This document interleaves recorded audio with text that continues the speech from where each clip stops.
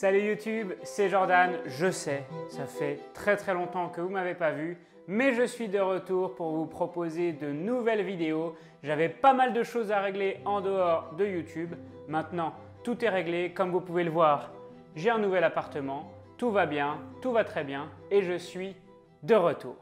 Bon, je vous vois déjà venir les gens qui vont se moquer de moi parce que j'ai la peau luisante d'un homme qui transpire. Il fait actuellement 30 degrés dans l'appartement, nous sommes en pleine canicule. Donc vous m'excuserez si je transpire un petit peu. Et j'ai pas les moyens de me payer du maquillage. Bref, le sujet de la vidéo, c'est pas la transpiration. Je voulais aujourd'hui vous raconter une histoire un petit peu folle de quelque chose que j'ai fait il y a de cela 3 ans. À l'époque, j'étais un jeune homme un petit peu inconscient, je dois bien l'avouer, et donc je me suis lancé dans un défi complètement incroyable. Bon allez, j'arrête de vous faire patienter, je vais vous dire directement ce que c'est et ensuite je vais vous raconter comment ça s'est passé. En fait, il y a 3 ans, j'ai fait un marathon sans aucun entraînement. Et oui, et j'ai réussi à aller au bout. C'était vraiment pas facile, mais j'ai réussi à franchir la ligne d'arrivée. Bon, et je vous rassure, à la base, je voulais le faire avec de l'entraînement en fait, ce marathon. C'est juste que, avec la vie, avec le travail, et le soir je rentrais, j'avais la flemme d'aller courir. Et je suis jamais allé courir, j'ai couru un petit peu, j'ai fait un petit peu de tennis, voilà, comme d'habitude, de l'entretien on va dire, mais j'ai fait aucune préparation spécifique pour finir ce marathon. Et je peux vous dire que ça s'est senti pendant la course et que je me souviendrai longtemps, même toute ma vie, de ces 42 km qui étaient interminables. Pourquoi je me suis lancé ce défi? Eh bien en fait c'est tout simple, l'entreprise pour laquelle je travaillais à l'époque organisait tous les ans dans le cadre du Run in Lyon un événement d'entreprise pour lequel les collaborateurs pouvaient aller courir et lever des fonds pour l'association Les Petits Princes. L'année d'avant, donc l'année 2014, j'avais déjà fait le 10 km et en 2015 je me suis dit bon allez Jordan, cette fois-ci il faut vraiment marquer le coup et tu vas faire le marathon. À ce moment-là dans ma tête je m'étais dit ouais mais je vais quand même faire une préparation de malade et tout pour pouvoir faire un bon temps. Je visais aller 4h, 4h30 parce que bon, normalement j'ai plutôt une bonne condition physique. En fait je pense que je me rendais pas compte de ce qui m'attendait lors du marathon. Mais vraiment pas quoi. Du coup je vais pas vous parler de ma préparation puisqu'il n'y en a pas eu. Je vais juste vous parler de la course et de ce que j'ai vécu pendant la course. C'est quelque chose quand même d'incroyable à marathon, je pense qu'on ne se rend pas compte et moi à l'époque je ne me rendais pas compte que 42 km c'est vraiment énorme et que si on n'est pas préparé, le corps s'en souvient longtemps, mais ça on y reviendra un petit peu plus tard. Pourtant le début s'est plutôt bien passé, les 10 premiers kilomètres, même les 20 premiers kilomètres était plutôt tranquille, je courais on va dire entre 10 et 12 km/h, je suivais le petit bonhomme avec son piquet là pour l'objectif 4 heures pour terminer le marathon et j'arrivais plutôt bien à le suivre. J'ai même croisé plusieurs fois ma famille et Mélissa, du coup ma copine, qui était sur le bord de la route, qui m'encourageait et ils disaient « Ah mais il va bien », ils étaient super contents, ils me suivaient en direct sur l'application. Et en fait, je courais également avec des collègues, donc forcément ça aide, on discutait un peu, tout ça, machin. C'était vraiment bien. On va dire les 20 premiers kilomètres, je me sentais vraiment bien. Et à partir du moment où les gens du semi-marathon sont partis sur la droite et les gens du marathon sont partis sur la gauche, donc là mes collègues faisaient le semi-marathon, donc eux ils sont partis sur la droite. Moi je suis allé tout seul sur la gauche et c'est là que le calvaire a commencé. Oui, c'était bien un calvaire. Parce que ensuite, les 22 du coup derniers kilomètres, c'était vraiment horrible. Je pense que je m'en souviendrai toute ma vie. J'avais des jambes mais raides comme jamais. J'arrivais plus à mettre un pied devant l'autre presque.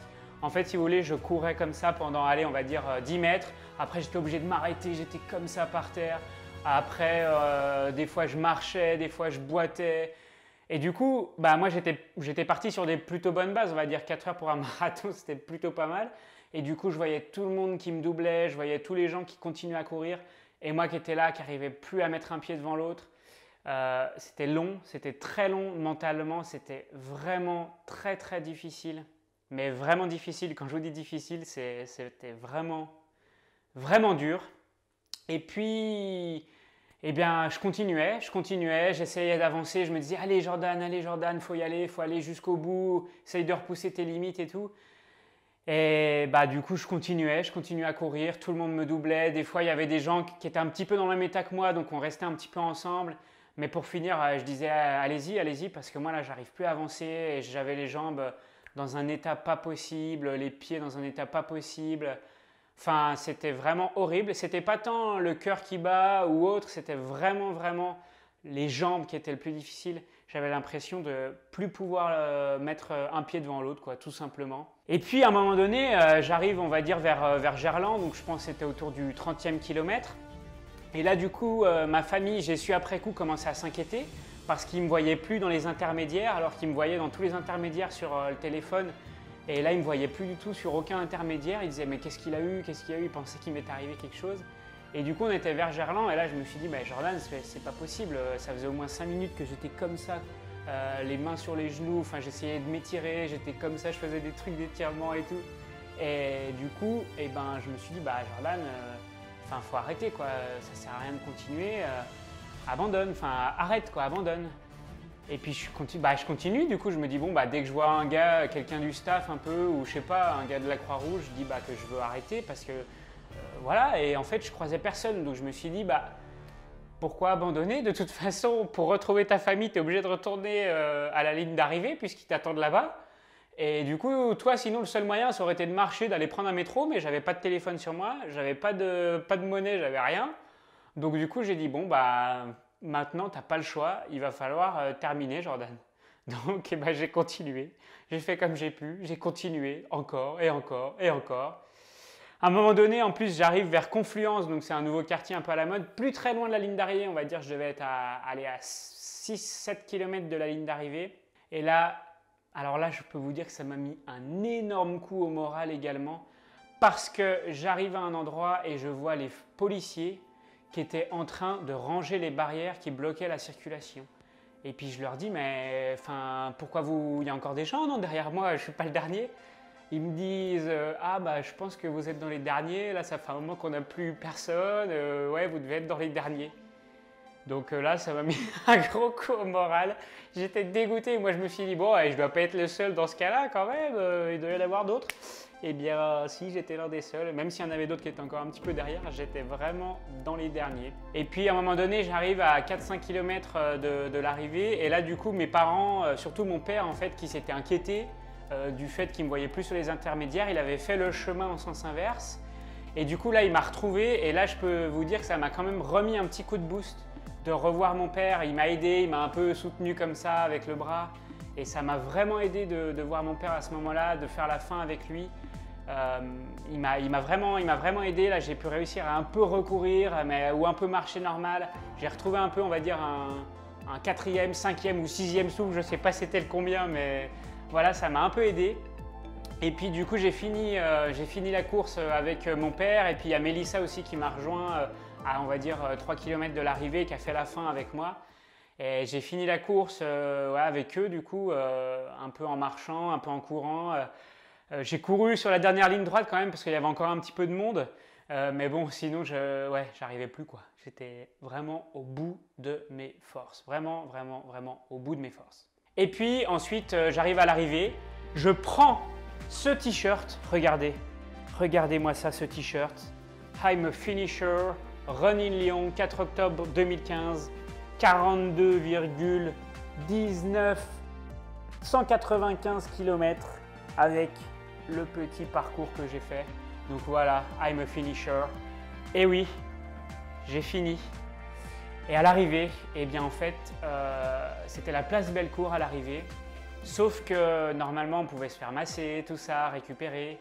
Eh bien, sauf qu'en fait, je suis arrivé vraiment dans les derniers, vraiment tard, et la place Bellecour devait être libérée. Donc en fait, je n'ai pas pu me faire masser puisque fallait que tous les stands soient démontés, etc. pour libérer la place Bellecour. Donc c'était génial, autant vous dire que j'étais heureux. Le pire, franchement, c'est après, les jours d'après. Mais alors là, c'était un calvaire, vraiment un calvaire. Impossible de monter les escaliers, aucun escalier. Je marchais, mais j'avais les jambes qui étaient raides comme tout. J'arrivais quasiment plus à marcher. C'était vraiment horrible et je pense que j'ai mis bien facile 3 mois, 4 mois à récupérer parce que même 2 mois après ça allait mieux, j'essayais de rejouer au tennis et je sentais que j'avais des douleurs dans les jambes, j'arrivais pas à vraiment tout donner. Et encore aujourd'hui, des fois j'ai encore des douleurs aux genoux et tout en jouant au tennis ou en faisant d'autres sports alors qu'avant j'avais jamais rien eu. Avant le marathon, j'avais jamais rien eu. Et voilà, c'était vraiment horrible. Après, c'est surtout, enfin sur le moment du coup, j'étais content d'avoir fini, j'étais vraiment heureux quand j'ai vu la ligne d'arrivée, mais c'était incroyable, c'était un sentiment de malade de me dire que j'avais réussi à finir le marathon, surtout que moi j'étais bien conscient que j'avais fait aucune préparation. Mais je peux vous dire que je m'en souviendrai longtemps de cette expérience. Franchement, j'ai mis 5h30 à finir le marathon, mais je ne conseille à personne de faire un marathon sans entraînement. C'est vraiment horrible et je pense que le corps, même si aujourd'hui je sens plus grand chose, je pense que le corps il en garde des séquelles à vie. Donc vraiment faites attention si vous vous lancez dans ce genre de défi. Faites un entraînement, essayez de vous motiver à faire un entraînement. Moi j'aimerais bien peut-être plus tard refaire un marathon. Mais là, c'est sûr que je m'entraînerai, je ne ferai pas 2 fois la même erreur. C'est vrai qu'il faut être un petit peu fou quand même pour faire un marathon sans entraînement. Mais je l'ai fait, j'ai vu la ligne d'arrivée, j'étais content, mais je ne le referai plus. Donc voilà les amis, c'était mon expérience du marathon, une expérience un petit peu folle que je me souviendrai toute ma vie, pour les bons moments que j'ai cités, mais aussi pour les mauvais moments parce qu'il y en a eu. Et j'ai l'impression quand même que maintenant, c'est plus un mauvais souvenir qu'un bon souvenir, même si j'ai fini un marathon et que je suis assez fier d'avoir fini un marathon. Mais bon, dans des conditions quand même pas terribles. Donc la prochaine fois, je ferai bien mieux et je m'entraînerai, je me préparerai. N'hésitez pas à partager en commentaire si vous aussi vous avez vécu des trucs un petit peu fous, des expériences un petit peu folles dans un sport ou dans un autre. N'hésitez pas également à lâcher un petit pouce bleu si vous avez aimé ce genre de vidéo où je vous partage des petites expériences que j'ai vécues. Je vous dis à très bientôt pour de nouvelles aventures. C'était Jordan. Ciao, ciao.